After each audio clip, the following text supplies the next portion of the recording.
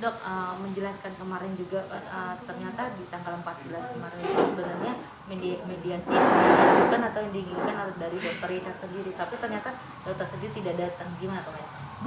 Bukan diinginkan dari saya sendiri, bukan seperti itu. Mediasi ini adalah tahapan dari Polri-nya sendiri sebenarnya. Jadi mediasi ini bukan dari saya, bukan dari Kartika Putrinya.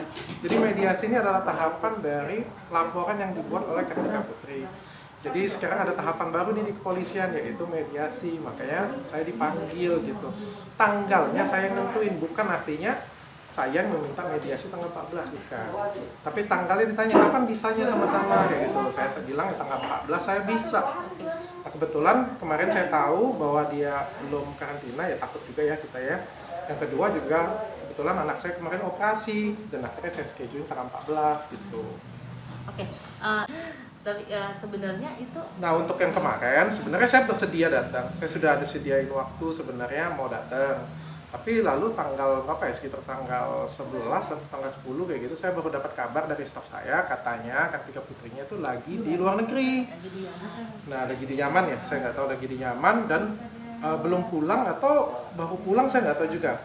Kan harusnya karantina dulu ya, kan ini kan bukan sesuatu hal ya, kalau kita ngomong urgent juga nggak urgent banget lah ya. Masalahnya sudah dari Desember juga kan, apalagi yang mau diurgentkan kan. Maksud saya ya karantina lah dulu sampai selesai, kan ada aturan Satgas yang harus kita ikutin protokolnya. Setelah karantina selesai, saya nggak jadi masalah untuk melakukan lanjut mediasi seperti itu. Sebenarnya sudah langsung saya sampaikan dengan Polri-nya juga untuk ya selesaikanlah karantinanya Kartika Putri, lalu habis itu kita ketemu nggak jadi masalah seperti itu. Oke.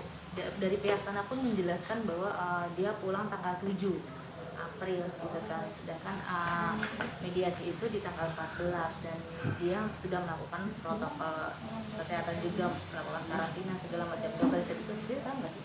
Nggak tahu. Kalau dari polisi kasih tahu sayanya, dari polisi kasih tahu saya dia pulang tanggal 9. Jadi kan kalau di protokol Satgas ya ada aturan dari Satgas tuh nomor 8 ya, kalau saya nggak salah ya.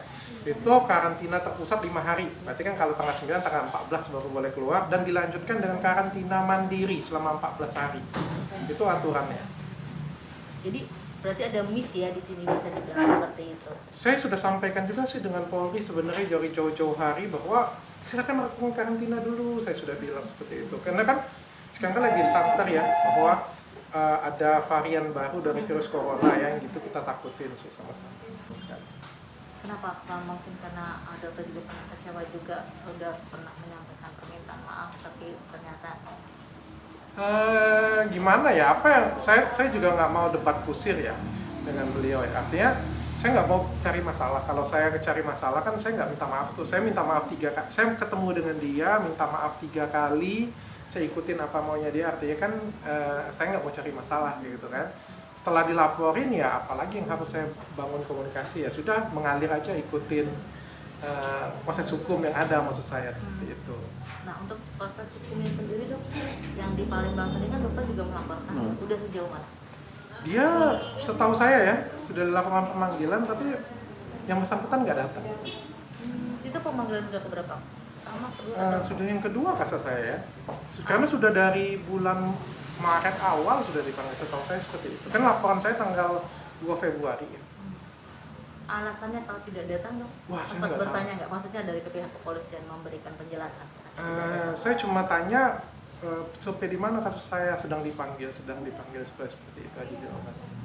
Karena nggak mau intervensi terlalu dalam juga ya.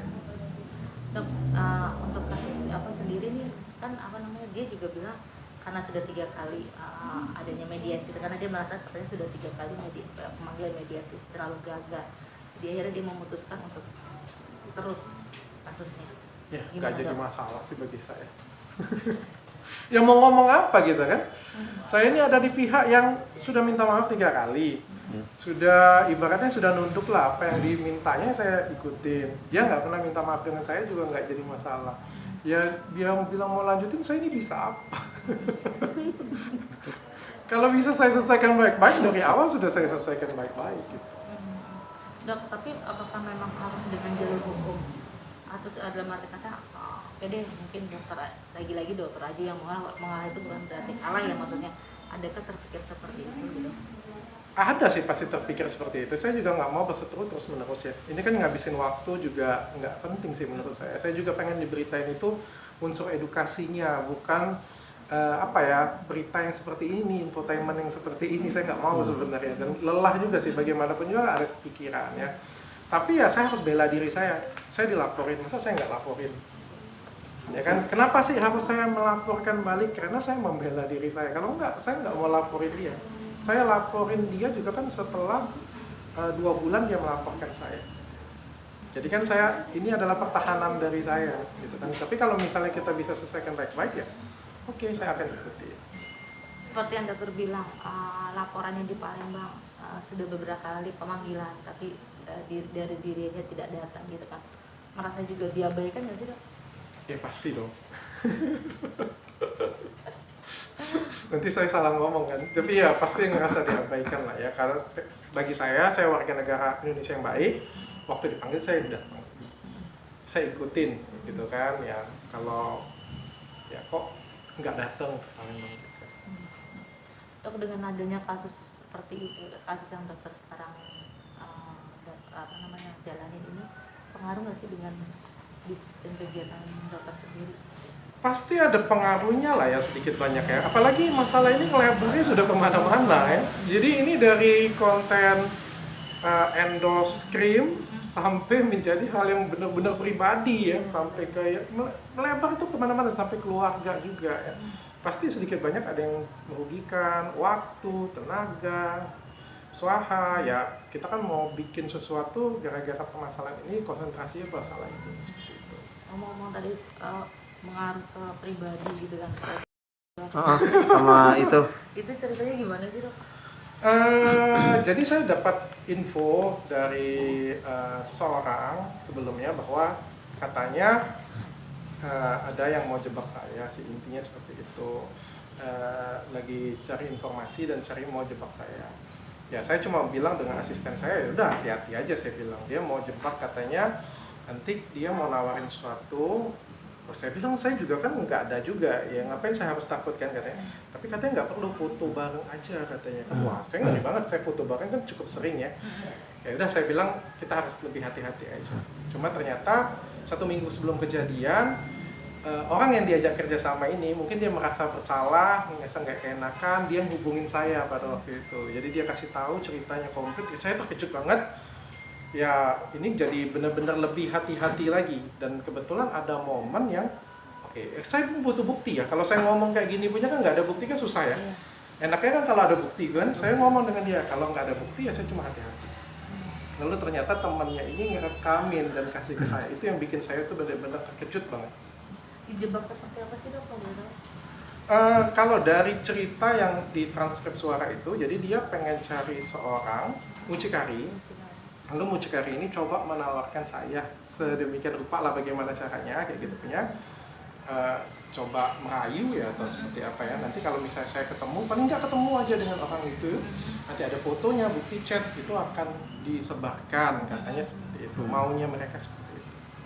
Dok sempat berpikir untuk melaporkan kejadian ini? Kayak gimana saya mau laporin? Saya sudah konsultasi dengan pengacara, konsultasi dengan polisi juga.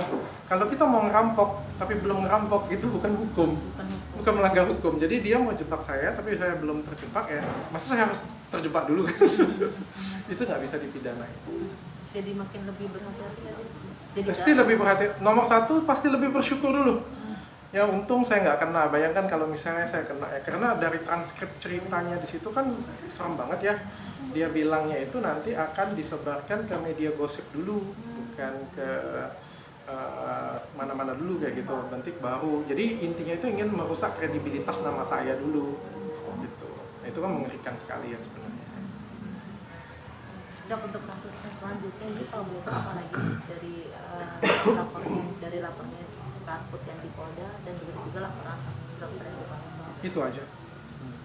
Kalaupun misalnya seandainya ada lagi, kan dari pihak sana ingin meneruskan nih karena mediasi bisa dibilang gagal, atau mungkin ada lagi mediasi selanjutnya. Apa dokter bersedia?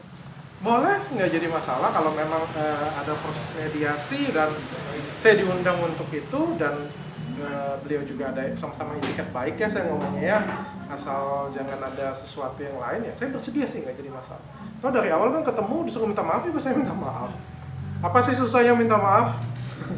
Kalau minta maaf bisa nyelesain masalah ya minta maaf aja, nggak perlu sampai berlarut-larut seperti ini ya.